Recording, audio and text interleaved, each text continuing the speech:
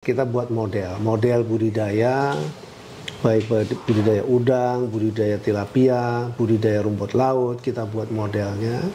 Lalu kemudian pembangunan kampung nelayan modern, kita buat modelnya, dan kemudian kita lihat hasilnya. Itulah saya kira yang mendasari Pak Presiden Prabowo untuk kemudian saya diminta untuk melanjutkan memimpin kementerian ini lagi, itu salah satunya. Bapak Presiden, Pak Prabowo menginstruksikan kepada kami di sini untuk kita bisa membangun paling tidak 1.000 kapal tangkap modern dari dari besi ya. Nanti kemudian itu besarannya 30 GT, 60 GT gitu. Ya, yang 30 GT ini nanti kita akan berikan kepada Koperasi Merah Putih. Koperasi Merah Putih itu nanti kita berikan sehingga mereka bergeser dari nelayan yang menggunakan 1 GT, 2 GT yang kecil itu digeser naik, mereka berkelompok. Nah, dengan demikian menjadi korporasi dan jauh lebih bersih sekaligus pengedukasi. Memang ini kerja besar, pembangunan kampung nelayan Merah Putih ya, ada 1.100 kurang lebih. Nelayannya jadi anggota Koperasi Merah Putih, sarana prasarananya kita siapin, itu yang kita sebut dengan kampung nelayannya. Jadi seperti ada dermaganya, ada cold storage-nya, ada pabrik esnya, ada SPBU-nya, ada bengkel nelayan, ada toko logistik, ada gedung kulineri. Ini kan sarana produksi. Nah, ini model yang sudah pernah kita buat di akhir 2023 dan hasilnya tuh sangat bagus sekali. Tahun ini akan kita kejar.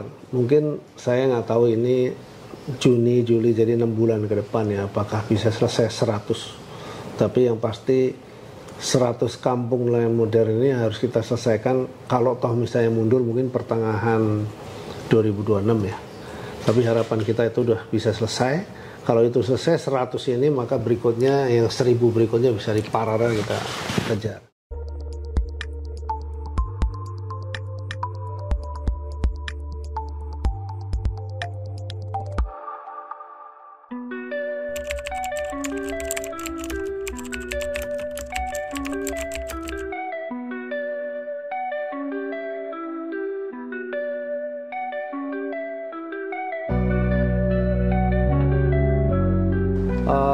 Saya 4 tahun ya, ditugaskan oleh Presiden sebelumnya Pak Jokowi itu untuk memimpin kementerian ini. Lalu kemudian dalam 4 tahun itu ada beberapa kebijakan yang terlahir. Di antaranya adalah PP 11 2023 tentang penataan atau ya penataan penangkapan ikan, itu yang menjadi penting sebetulnya. Lalu kemudian soal PP 26 tentang sedimentasi. Jadi pada waktu itu kita lihat, kita sering diskusi dengan dunia internasional bagaimana mengelola laut, kan itu yang paling penting, bagaimana mengelola laut. Lalu sisi lain bagaimana masyarakat yang dia menggantungkan hidupnya di laut, yaitu kita sebutnya sebagai masyarakat pesisir dan nelayan yang sesungguhnya gitu ya. Nelayan sesungguhnya itu sebetulnya bukan pengusaha yang punya kapal yang kerjasama dengan ABK terus kemudian menangkap ikannya di laut terus kembali lagi, dan itu menurut saya investasi lah. Tapi kalau nelayan ini saya perhatikan itu sudah 79 tahun, ini sekarang masuk 80 ya. Itu kan masih dalam kategori yang miskin. Dari mana ukurannya itu? Nilai tukar. Jadi ketika nilai tukarnya masih bergerak di bawah 110, bahkan 110 pun mestinya itu juga belum sejahtera. Karena hitungan saya, kalau rumusan nilai tukar itu dijabarkan begitu, pendapatan mereka itu harusnya di angka paling tidak itu 170-200%. Kalau itu dia bisa mencapai angka itu, mereka sejahtera. Ini kalau di Vietnam sudah di atas 200.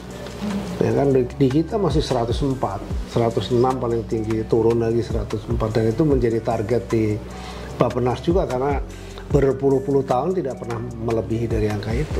Jadi akibatnya masih miskin. Nah, sudah kita buat model-model dengan segala macam keterbatasan anggaran, kita buat model budidaya, baik budidaya udang, budidaya tilapia, budidaya rumput laut, kita buat modelnya. Lalu kemudian pembangunan kampung nelayan modern, kita buat modelnya, dan kemudian kita lihat hasilnya. Itulah saya kira yang mendasari Pak Presiden Prabowo untuk kemudian saya diminta untuk melanjutkan memimpin kementerian ini lagi, itu salah satunya. Nah, terus tentu dengan target yang pernah saya sampaikan juga kepada beliau, kita memang harus kuat karena produksi perikanan kita itu masih didominasi dari perikanan tangkap. Jadi kalau perikanan tangkap menjadi dominasi, ini menurut saya sustainability itu tidak bisa tercapai. Sementara seluruh dunia, saya ketemu sama UN Ocean, ketemu sama negara-negara yang mengelola lautnya dengan baik, terutama di hampir seluruh, bahkan Cina sekalipun. Ya, Cina itu sekarang penangkapan itu betul-betul terukur dan mereka tidak bebas, tidak seluruh ikan digaruk semua dan seterusnya begitu. Lalu sisi lain juga kemudian penangkapan atau berburu di laut itu betul-betul bisa ditekan sekuat mungkin. Nah, kita produksi perikanan kita itu rata-rata ya itu di angka sekarang itu sudah menunjukkan angka kira-kira 7,5 juta ton setiap tahun. Kalau menurut berdasarkan kajian dari para ahli, dari IPB, dari Undip, dari Brawijaya, dari Unhas ya, dalam namanya kajian nasional kebijakan tentang perikanan, Komnas Ciskan namanya. Itu kita aturannya itu kira-kira berdasarkan hitungan di 12.500.000 ton. 80%-nya boleh ditangkap. Nah, ini kita akan tekan terus ya, seturun mungkin, kalau bisa ya 50% aja yang boleh dianggap dengan selected atau yang terpilih lah kira-kira gitu, dengan ukuran-ukuran tertentu dan jenis-jenis ikan tertentu, karena itu adalah ekosistem laut yang terus terang masa depan umat manusia itu ada di situ.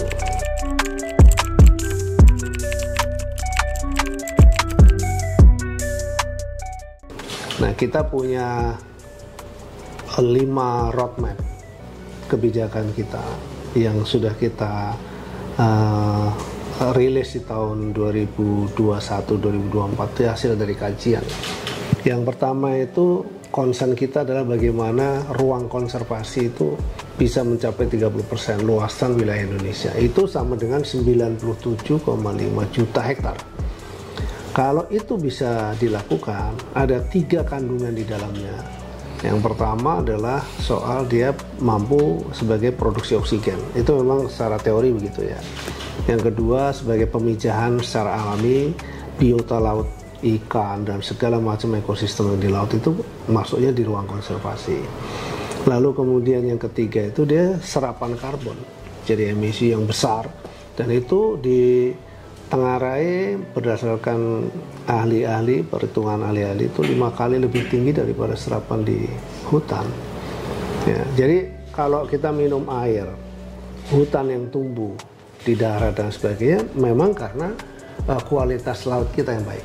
Kalau kualitas laut kita tidak baik, destinasi itu tidak bisa terjadi, sehingga udara tidak akan bisa kita hirup, air tidak akan ada, tumbuhan juga akan tidak tumbuh. Itu yang menjadi penting. Ini yang menurut saya banyak sebetulnya orang tahu, tapi sebetulnya masih abai gitu, karena tekanan ekonominya yang besar. Lalu yang kedua, itu kita jalankan ya. Nah, kita sudah mencapai 29, lah kurang lebih gitu. Ya, terus kalau bisa mencapai itu, nilai karbon kita tuh perkiraannya sampai 200 juta TCO2 ekuivalen. Jadi ini besar sekali ya. Jadi kalau ini bisa terjadi, umat manusia boleh dibilang masih sejahtera lah. Nah, yang kedua, penangkapan di laut harus terukur, basisnya adalah kuota. Kalau di luar negeri, di negara-negara maju, di tetangga kita, di seluruh dunia lah, itu mereka ikan-ikan tertentu dengan ukuran tertentu nggak boleh ditangkap. Jadi kalau dia ditangkap harus dilepas kembali. Tujuannya supaya dia membesar. Jadi yang sudah besar, dan itu semua sudah ada aturannya. Kita sudah buat sedemikian rupa. Lalu alat tangkap juga yang harus ramah lingkungan dan seterusnya, itu dilakukan. Nah, sebetulnya biota kelautan kita atau jenis daripada ikan itu kan luar biasa besar ya.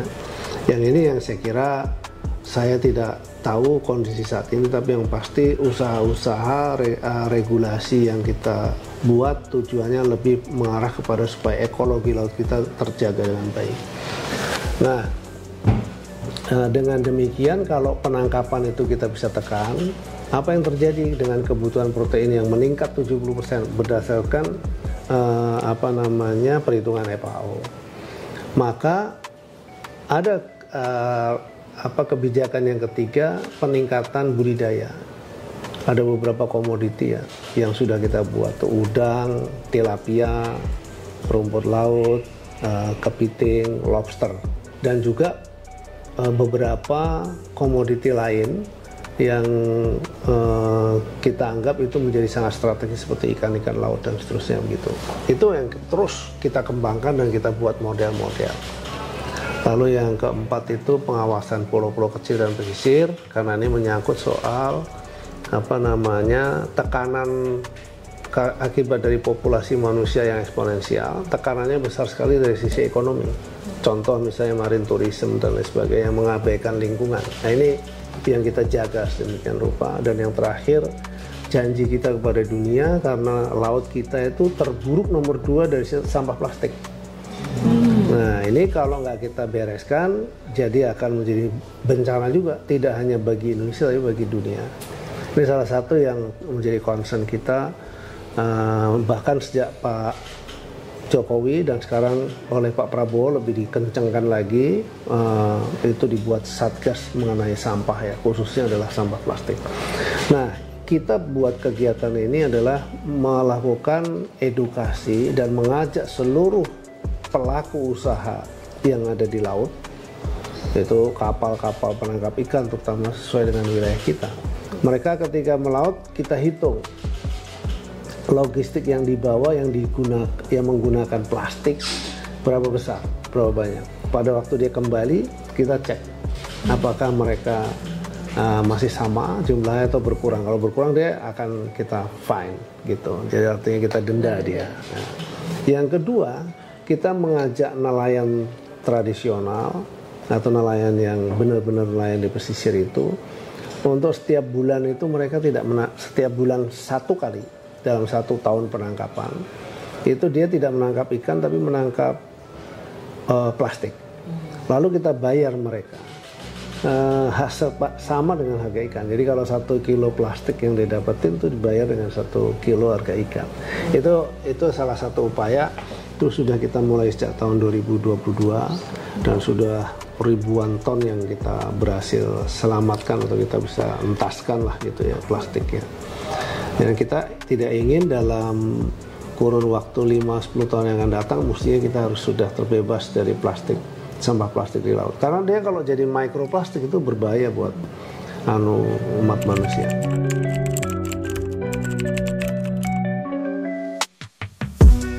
Yang pertama, memperbaiki sistem penangkapan.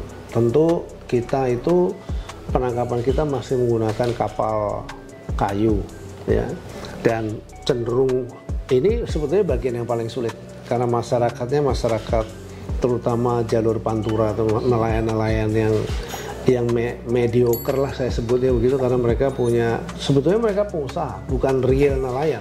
Kalau nelayan yang sesungguhnya mereka punya aturan. Satu contoh yang di daerah timur ya, itu mereka melaut tidak setiap hari, mereka melaut di bulan tertentu. Jadi misalnya dalam 1 tahun cuma 2 kali melaut gitu, di eranya itu dia melaut, selebihnya mereka tidak melaut karena mereka tahu persis kapan angin barat, kapan angin timur dan seterusnya, dan kapan dia harus melaut, dia paham betul. Nah, kalau nelayan yang tadi saya sebut sebagai pengusaha itu dia setiap hari 24 jam dia terus saja begitu ya. Nah, ini sebetulnya yang kita pelan-pelan kita mesti edukasi untuk mereka bisa peduli juga. Itu Cina bisa melakukan itu dan betul-betul bisa berhenti di situ. Nah, maka kita akan lakukan itu. Ini yang sulit. Jadi tidak mudah, tapi saya punya keyakinan kita harus bisa memberikan edukasi kepada mereka. Salah satu contoh hasil produksi mereka atau ekspor kita di perikanan ini ke Eropa kecil sekali. karena dianggap sebetulnya cara penangkapan gitu masih tidak ramah lingkungan gitu. Nah ini yang kita harus edukasi juga. Nah, untuk itu karena kita harus memperbaiki cara penangkapan, salah satunya mesti modernisasi kapal penangkap. Nah Bapak Presiden Pak Prabowo menginstruksikan kepada kami di sini untuk kita bisa membangun paling tidak 1.000 kapal tangkap modern dari dari besi ya, nanti kemudian itu besarannya 30 GT 60 GT gitu ya. Yang 30 GT ini nanti kita akan berikan kepada Koperasi Merah Putih. Koperasi Merah Putih itu nanti kita berikan sehingga mereka bergeser dari nelayan yang menggunakan 1 GT 2 GT yang kecil itu digeser naik, mereka berkelompok. Nah dengan demikian menjadi korporasi dan jauh lebih bersih sekaligus pengedukasi. Memang ini kerja besar. Dari tugas yang beliau berikan ini yang dilakukan 1.000 kapal ini berarti ada 1.000 koperasi. Ada 1.000 koperasi kurang lebih yang akan kita berikan begitu ya. Sebagai satu inisiasi awal yang kemudian kalau mereka berkembang mereka bisa melanjutkan sendiri. Tuh. Yang kedua tentu ya kembali menjalankan 5 program itu untuk dikembangkan. Salah satunya concern beliau adalah pembangunan budidaya. Nah pembangunan budidaya jadi satu tadi pembangunan kampung nelayan Merah Putih ya, ada 1.100 kurang lebih itu concern beliau. Jadi memang Koperasi Merah Putih yang ada di desa, tapi kan desa-desa nelayan banyak sekali ya. Nah itu kalau kooperasinya itu lebih kepada usahanya, sementara yang kita bangun itu nanti lebih kepada alat produksi. Jadi sarana produksi. Nelayannya jadi anggota Koperasi Merah Putih, sarana prasarananya kita siapin. Itu yang kita sebut dengan kampung nelayannya. Jadi seperti ada dermaganya, ada cold storage-nya, ada pabrik esnya, ada SPBU-nya, ada bengkel nelayan, ada toko logistik, ada gedung kulineri. Ini kan sarana produksi. Nah, ini model yang sudah pernah kita buat di akhir 2023 dan hasilnya itu sangat bagus sekali. Dulu mereka jualan ikannya itu sudah kualitasnya jelek karena esnya dari kulkas-kulkas, sekarang sudah bagus. Lalu kemudian sudah ada kontainer, jadi mereka simpan dulu di cold storage, lalu kemudian dia kirim dalam kontainer-kontainer. Itu yang kita lakukan dan mudah-mudahan ini bisa selesai 2 tahun untuk 1.100 kampung nelayan Merah Putih ini. Karena beliau concern sekali kepada mengangkat derajat dan dari kemiskinan tadi. Jadi kalau ini terjadi, saya punya keyakinan nilai tukar itu langsung terangkat naik gitu. Karena produktivitasnya di sana kan jadi tinggi sekali. Itu salah satunya. Kemudian yang kedua pembangunan wilayah-wilayah budidaya. Nah, salah satu yang kita akan bangun itu di daerah Waingapu, kita bangun 2.000 hektar budidaya udang yang super modern ya di situ, supaya kualitas udang kita betul-betul baik. Produktivitas udang kita tuh, ekspor udang kita itu kira-kira sekitar $2 miliar rata-rata setiap tahun. 1,8 sampai 2 miliar dolar. Jadi tinggi sekali. Dan produksi kita itu masih rendah, masih 0,6 ton per hektar. Jadi kita ya masih kecil lah, kira-kira sekitar 400-500 ribu ton lah kurang lebih. Nah, kita akan perbaiki kualitasnya supaya paling tidak kita bisa bergeser ke untuk menuju ke nomor 1 butuh.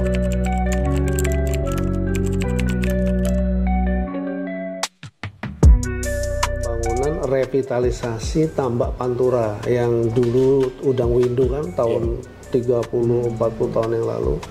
Itu sudah rusak. Kalau lihat Pantura kan sepanjang Pantura itu kan rusak. Itu totalnya ada 78.000 hektar ya, dan itu akan kita revitalisasi. Kita sudah buat modelnya di Kerawang, itu bekas tambak inti rakyat zaman Pak Harto, dulu tambak udang dulu situ. Kita geser dia menjadi nila salin. Jadi nilai salin itu ada 20.000 lah kurang lebih, itu hasilnya kira-kira sekitar 1,5 juta ton. Dan kalau kita bisa berhasil membangun itu dengan investasi yang tidak kurang dari 26 triliun lah kurang lebih. Nah kalau ini kita bisa kerjakan dengan baik, Indonesia cukup signifikan sebagai produsen tilapia, dan kita mungkin ini salah satu budidaya yang paling modern, paling sehat, paling traceable. Karena kita bisa tahu, karena kita menggunakan HDPE. Jadi kalau tilapia kita menggunakan HDPE, kayaknya di dunia kita yang terbaik. Jadi sangat bersih ya, lalu kemudian tidak ada amoniak, tidak ada mikroplastik, tidak ada zat besinya dan lain sebagainya. Jadi ini sangat bagus. Nah ini saya kira menjadi salah satu tonggak sejarah. Lalu kemudian nanti kita bagi lagi di wilayah Jawa Tengah, utara. Ini utara nih, revitalisasi ini di utara semua. Jawa Tengah nanti kita akan geser, entah di situ mungkin Bandeng atau apa. Kita sedang kaji yang terbaik, termasuk di Jawa Timur juga.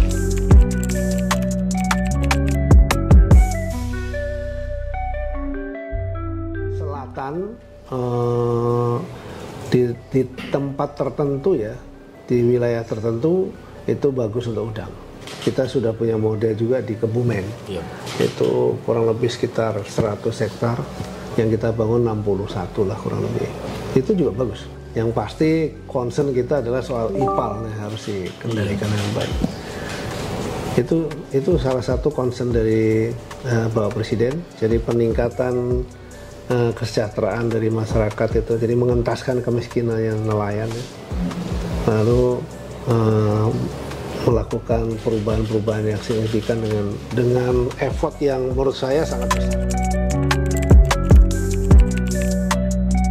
Tahun ini akan kita kejar. Mungkin saya nggak tahu ini Juni, Juli, jadi 6 bulan ke depan ya, apakah bisa selesai 100. Tapi yang pasti 100 kampung nelayan modern ini harus kita selesaikan. Kalau toh misalnya mundur mungkin pertengahan 2026 ya. Tapi harapan kita itu udah bisa selesai. Kalau itu selesai 100 ini, maka berikutnya yang 1000 berikutnya bisa diparalel kita kejar.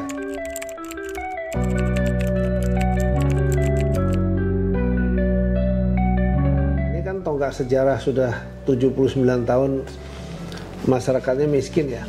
Kalau kita merubah sarana prasarana produksinya buat masyarakat pesisir itu yang dia 80% hidupnya dari laut. Kalau saya yakin ya, ini adalah perubahan yang signifikan gitu.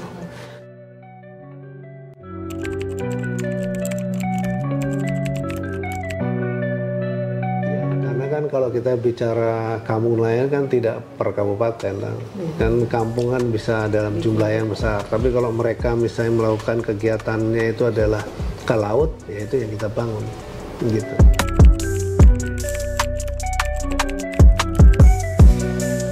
Kita akan geser ini 100 ini ya, kita akan dorong di beberapa titik di Lampung, di Lampung, di daerah Kepri, lalu selebihnya di timur, daerah timur.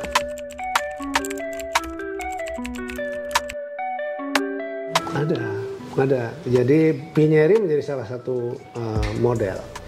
Jadi masyarakatnya, jadi produktivitas kan yang kita ukur kan produktivitasnya. Jadi kalau dulu dia misalnya hasil tangkapannya itu rendah karena memang sarana prasarana nggak ada, dengan adanya prasarana ini kita sudah meningkat. Mungkin dikeluarin ada yang Binyeri itu ya, supaya kita bisa ngelihat di sana. Nah ini contoh. Ini contoh yang sebelah kiri yang before itu kan kondisinya kayak gitu dulu. Lalu kita rubah yang kanan after itu. Lalu dengan seluruh fasilitasnya di sebelah kanan. Itu ada pabrik es, ada balai pelatihan, ada gudang beku atau cold storage, ada bengkel, ada kios persediaan, ada sentra kuliner, ya, ada TPI, ada docking, kantor, ada shelter callbox, gitu ya. Nah itu satu. Ini investasinya kira-kira sekitar 22 miliar. Kalau 1022 T, 22 triliun ya. Ini fasilitasnya tuh bayangin kalau misalnya Anda dulu kalau Anda pergi ke satu titik kan jadi amis bau kan gitu. Sekarang berubah. Dengan model ini sekarang berubah. Dia bukan lagi amis, jadi tempat wisata juga. Ada kulineri, ikannya fresh, tempatnya bagus. Orang sana kita bangun jadi berubah nih untuk wedding segala macam. Ini sih menurut saya perubahan yang sangat signifikan dari yang tidak terkontrol, tidak terukur ya, uncountable lah istilahnya. Jadi tidak bisa diukur. Dan sekarang kemudian kita bisa tahu setiap pengiriman tuh berapa. Contoh itu 1 bulan itu aja tuh sudah 14,5 ton sama 13,6. Itu sudah 28 ton. Itu signifikan loh, satu kampung bayangin. Dan isinya di situ cuman tidak sampai 2.000 keluarga. Gitu. Dan 85% mereka dari situ.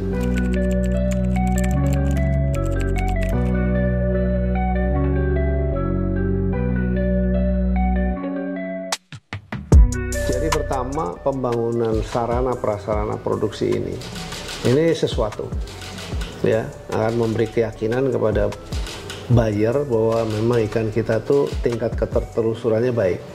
Yang kedua, rencana pembangunan modernisasi kapal tangkap 1.000 unit itu memang masih kecil, tapi paling tidak itu yang pemerintah initiate gitu, yang nanti kita berikan kepada nelayan-nelayan situ yang melalui koperasi, tapi mereka mengembalikan tentu bukan gratis gitu, bukan, mereka harus mengembalikan karena ada hitungannya dan mungkin dalam kurun waktu 10 tahun atau 15 tahun baru kembali nggak apa-apa, tapi usia kapal itu kan bisa sampai 25 tahun ya kan. Dengan demikian maka itu peningkatan kualitas tangkapannya juga jauh lebih baik dan cara menangkapnya juga jauh lebih bagus karena sarana prasarana dari kapal yang dibangun tuh jadi bagus. Nah ini semua nanti yang akan kita tunjukkan kepada dunia betapa kita sudah melakukan. Kayak tadi itu orang mau beli ikan dari lokasi itu pasti senang sekali karena tempatnya bersih, tidak kotor dan seterusnya gitu ya, dibandingkan dengan misalnya ke Tegal gitu atau misalnya ke Karangsong misalnya gitu. Nah yang kayak gitu-gitu nanti juga kita sedang programkan untuk kemudian kita restrukturisasi, kita bangun. Jadi kita bangun pelabuhan-pelabuhan itu yang lebih bagus supaya ipalnya juga kita jaga dengan baik agar ketika ikan turun itu sudah tidak mengeluarkan bau ya. Karena kalau bau itu kan tanda pembusukan juga.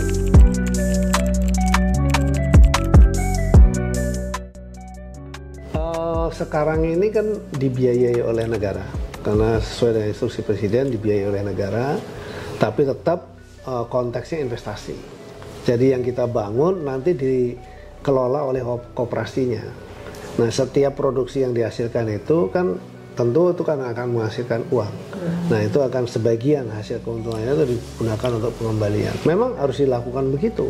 Dengan cara begitu dan dikelola dengan baik, saya punya keyakinan maka ekonomi kita ini ekonomi yang kayak kalau dikasih aja gitu kan pasti tidak ada pertanggungjawabannya. Tapi kalau dikasihkan dalam bentuk investasi kan mereka akan diajak untuk betul-betul untuk bekerja keras gitu.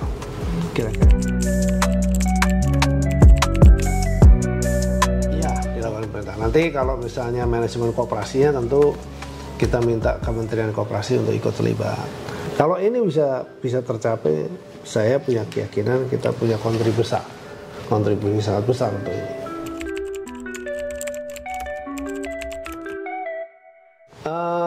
Yang kita lakukan sekarang ini, kita kan masih manual. Nanti ke depan kan kita akan membangun soalnya Ocean Big Data. Yang sekarang, jadi kalau Ocean Big Data ini kita sudah kita jalankan semua, kita akan kedetek sebetulnya berapa besar sih sumber plastik itu yang mengalir ke laut gitu ya. Tapi satu hal sebetulnya dari penelitian yang dilakukan oleh Universitas Western University, Western University yang di Perth, waktu dia presentasi ke kita, juga tidak hanya Indonesia, itu datang dari Bangladesh, datang dari mana-mana gitu yang dia mengalir ke kita.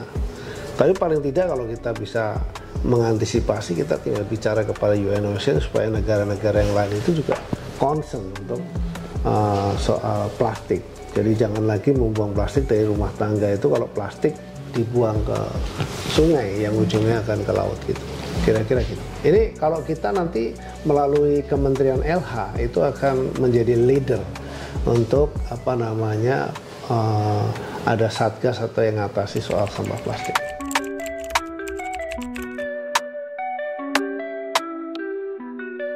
Begini, kalau itu terjadi dan bisa dilakukan, saya punya keyakinan angka persisnya itu belum kita hitung ya. Kita sedang kaji mendalam betul. Kita lagi uji coba di Binyeri itu, nanti kita optimumnya dia di berapa. Karena itu juga sarana produksinya kan masih kita berikan bantuan kapal yang 5 GT. Jadi masih kapal kecil ya. Tapi kalau nanti kapalnya kemudian kita sudah berubah menjadi kapal yang 30 GT, saya punya keyakinan sekarang aja itu dari yang nggak sampai, dulu nggak sampai lah, mungkin paling cuma 200 juta, 300 juta. Sekarang udah 1,5 miliar, itu kan berarti udah berapa kalinya sudah itu. Itu sebagai ilustrasi. Kalau itu misalnya diduplikasi gitu ya saya nggak tahu itu linear atau enggak, nanti kita bicara. Ya, yang lokal ya. Satu contoh misalnya yang di Gorontalo. Gorontalo itu ada 1.400. Ini kita lagi mau perbaiki juga. Ada 1.400 nelayan. Mereka masih menggunakan kapal yang 2 GT, 3 GT begitu. Produksinya setahun 6.000 ton. 6.000 ton tuh habis untuk lokal, dan bahkan Gorontalo tuh ngambil ikannya dari luar juga. Nah, itu jadi contoh saja. Jadi saya bayangkan kalau misalnya itu kita koreksi seperti kayak Binyeri misalnya begitu, kita koreksi seperti itu Gorontalo pasti peningkatannya bisa 3-4 kali. Nah kalau 3-4 kali bisa sampai 30 ribuan lah. Kalau 30 ribu ton saja valuasinya udah triliun kan. Iya. Itu contohnya begitu. Jadi kan kalau dari 6 ribu ke 30 ribu kan berapa kali itu? Sudah 5 kali. Masih di timur ya. Masih timur, tapi semua muaranya di Pulau Jawa. Jadi dari sini berangkat ke sana, balik lagi ke sini.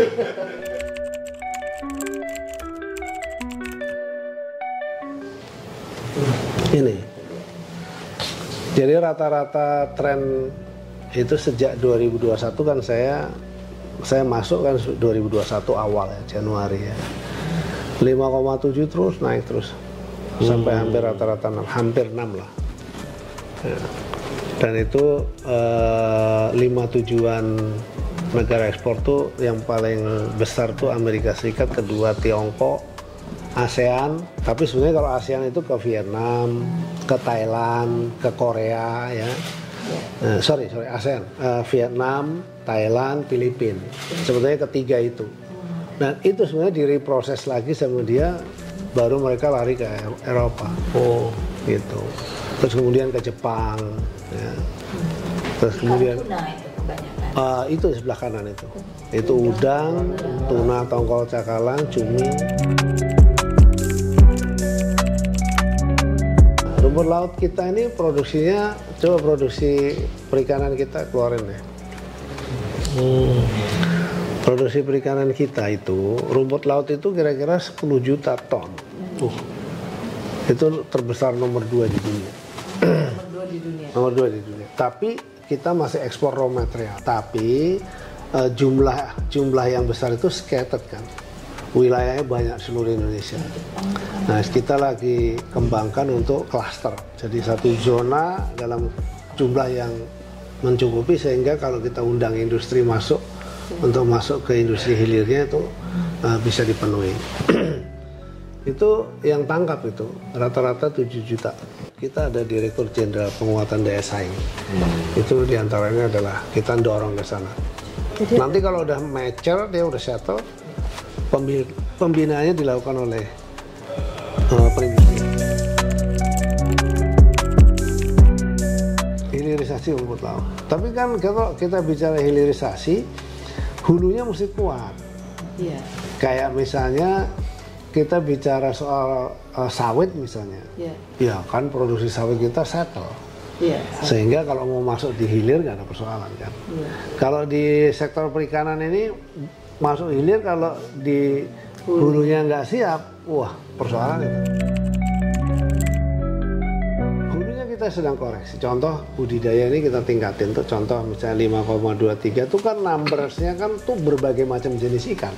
Iya. Kalau kita bicara hulu kan dia mesti sama. Kalau misalnya ikan tongkol ya tongkol semua dan jumlah yang banyak memadai, kualitasnya juga memadai gitu. Ya sebelum itu juga sulit sigap dan kita beda. Kalau dulu zamannya sebelum saya Pak Ibu Susi lah ya, karena Pak Edi cuma setahun. Yang di announce sama beliau kan soal penenggelaman, lalu kemudian asing, pokoknya yang namanya bau asing nggak peduli gitu, pokoknya dihajar habis gitu ya. Kalau dan efeknya sebetulnya secara industri habis kita. Industri perikanan yang valuasinya itu miliaran dolar udah gone. Indonesia udah nggak bisa kita berbicara di kancah internasional gitu soal itu. Oke, karena itu memang eranya beliau. Tapi saya lebih mengedepankan pendekatan yang ilegal itu kan tidak hanya dari luar, dari dalam juga ilegal gitu. Nah itulah kemudian terbit PP 11 2023 ya. Sehingga kalau penangkapan kita jauh lebih masif. Dan kalau perhatikan misalnya kayak kemarin aja tuh ada belasan kapal yang kita tangkap tuh, yang kapal Vietnam. Bahkan Vietnam itu sekarang sudah dapat kartu kuning dari Eropa. Itu tidak lain juga salah satunya tentu karena kita selalu announce di media. Yang kita tangkap yang paling besar itu paling banyak dari Vietnam di Laut Natuna. Nah kalau itu kita announce terus-terusan, berapa kali tuh menterinya juga selalu diskusi, tolonglah jangan kenceng-kenceng ngomong. Oh ya, saya bilang kita menjadi bagian dari global supply chain, kita nggak akan kenceng. Oke, yang penting apa yang sama aja, kita nunggu kamu mau investasi kapan masuknya. Ya nggak, jangan. Tapi saya perintahin jalan terus pokoknya. Nol sumbumin, biar nyerah juga. Sama seperti kayak lobster kan. Lobster kan juga ilegalnya kan luar biasa, besar sekali. Padahal di Vietnam sendiri saya udah keliling ke beberapa provinsi. Itu budidaya lobsternya tuh waduh luar biasa, gede benar ya. Ratusan ribu lah boleh dibilang. Itu saya bilang nih kalau saya stop, tapi caranya stopnya gimana? Tetap lolos terus mana-mana. Lautan kita terlalu luas. Pengawasan kita juga udah setengah mati dari berbagai pihak. Kerjasama selalu. Ya, kalau dengan Australia kita malah lebih banyak yang ditangkap karena kita banyak yang langgar. Kalau dengan bagian sebelah utara kan yang paling banyak, yang paling sering, yang paling kencang itu ya Vietnam. Bahkan Cina pun udah enggak sekarang mereka. Sekali-sekali Filipina juga kena, tapi yang lebih banyak dari Vietnam. Kita sita, kalau kondisi masih bagus, setelah diputuskan oleh pengadilan, itu kita minta biasanya untuk kemudian kita berikan kepada kelompok nelayan. Oh, lebih bermanfaat. Iya, lebih bermanfaat. Tenggelam kan merusak juga di bawah. Apalagi di bom. Aduh. Lebih bagus itu kita minta pengadilan manfaatkan. Ya kita, itu yang kita lakukan. Jadi tetap punya nilai ekonomi. Iya. Itu. Jadi kalau pakai udah ratusan itu. Nelayan lokal senang juga pada petani. Iya senang. Ya, ada juga di daerah Bojonegoro itu, bukan Lamongan ya, daerah Lamongan itu mereka cantrang. Kemudian kita kumpulin, udah mau nggak nih kita kasih kapal ini, kita benerin, cold storage-nya kita rapiin segala macam gitu. Itu kita berikan bantuan kepada mereka. Mereka akhirnya terus berkelompok jalanin itu. Ya bagus lah.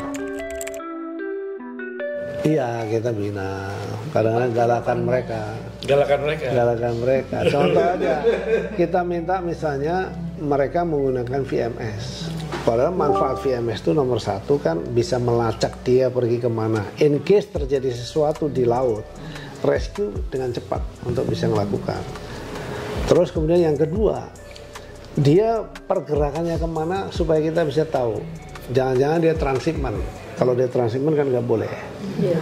Nah gitu. Nah yang ketiga supaya kita bisa deteksi jumlah yang ditangkap itu berapa.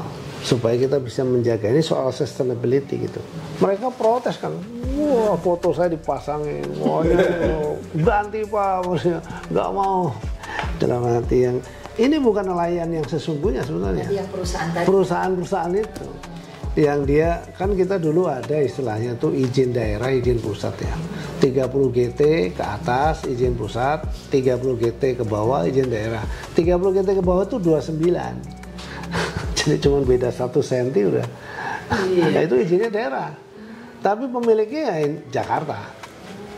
Gitu, dia punya kapal 30, 20, 40 kapal, 29 GT semua kan sama 29 GT.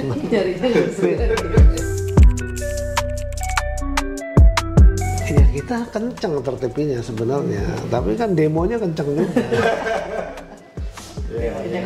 Ya itulah, jadi makanya peran media penting. Karena kalau media memberi pemberitaan yang intens gitu, bahwa soal keberlanjutan ini menjadi penting, itu mereka sebenarnya takut. Mereka nggak berani. Kalau misalnya media menjelasin bahwa penangkapan kita nggak bagus, ini juga mereka mulai menyadari juga. Karena mereka baca terus kan. Tapi kalau yang diberitakan misalnya gitu, nelayan demo, itu beritain malah jadi senang gitu. Wow, makin jadi mereka. Makin heroik gitu. Padahal itu jelas ngerusak mereka. Nah, nggak menarik itu. Ya kan, saya kalau lagi pas pergi ke luar negeri itu ketemu sama otoritas di daerah-daerah itu, ke Cina aja sekalipun itu, saya malu. Mereka itu seluruh kapalnya itu udah ada CCTV yang kita bisa, dia 24 jam dia bisa monitor. Lah itu kan saya di demo. Kita minta PMS tadi di demo kita. Nah, demonya sampai ke presiden, demonya. Dia nggak mau dimonitor. Dia nggak mau dimonitor. Intinya dia nggak mau dimonitor. Dengan mengatasnamakan ini kami nelayan kecil tidak mampu beli VMS begini-gini. Lah mati kan, bukan kamu nelayan kecil mah kita kasih gratis. Itu jadi wah, ini yang kalau media berhasil juga mengangkat, menganalisis lebih dalam kayak gitu, sekali waktu mesti mereka mesti harus diedukasi, karena kalau enggak ya selamanya kita enggak ini. Selamanya, apalagi ini lulusan perikanan. Iya. Korsa apa jiwa korsa? Sekali waktu saya ketemu sama pemilik kapal. Ini kan nggak ketahuan kalau saya menteri, ya kan? Dulu nih, waktu 2021, 2022, saya keliling bicara. Kapalnya berapa kamu? Ada 25, ada 15, ada 20. Saya mau tanya, kamu untung nggak? Waduh, rugi nih. Nah, kenapa? Saya kasih tahu. Kenapa mereka tidak pernah mau PIT itu dilawan terus. Penangkapan ikan terukur itu dilawan terus. Iya, yang PP11. Mereka nggak mau itu dijalanin. Kenapa? Karena mereka nggak mau nangkepnya misalnya di Tual, kembalinya ke Tual. Nggak mau mereka. Jadi berangkat dari Tual, kembali ke Tual. Mereka nggak mau. Dari Dobo, kembali ke Dobo. Mereka nggak mau. Mereka maunya tetap dari Pantura. Dari Pantura menuju ke sana kan udah 2 minggu. Itu alasannya. Sehingga kalau mereka bagi hasil dengan pemilik kapal itu 60-40. Mereka 40, pemiliknya 60. Sebenarnya mereka 120. Kenapa? Mereka udah 4 kali. 4 kali nurunin. Yang terakhir baru mau pulang dibawa ke sini. Baru yang sedikit. Jadi yang pemilik kapal tuh selalu rugi sebetulnya. Tapi bisa ditransitmen di laut? Laut mereka. Di laut. Mendarat itu nggak mau. Sama nelayannya berarti pelakunya. Nah, pelakunya ini kan ABK. Jadi misalnya Pak Kiki punya kapal, ya kan, saya sebagai kapten kapal punya kru, saya deal sama Pak Kiki, dikasih modal, dikasih kapal, nanti bagi hasil, yang dibagi hasil yang tangkapan terakhir mau pulang, tangkapan di sana muter-muter 3 bulan dari jualin dikantongin saya sama ini dia nggak tahu. Dan transit pun terjadi. Transit pun terjadi.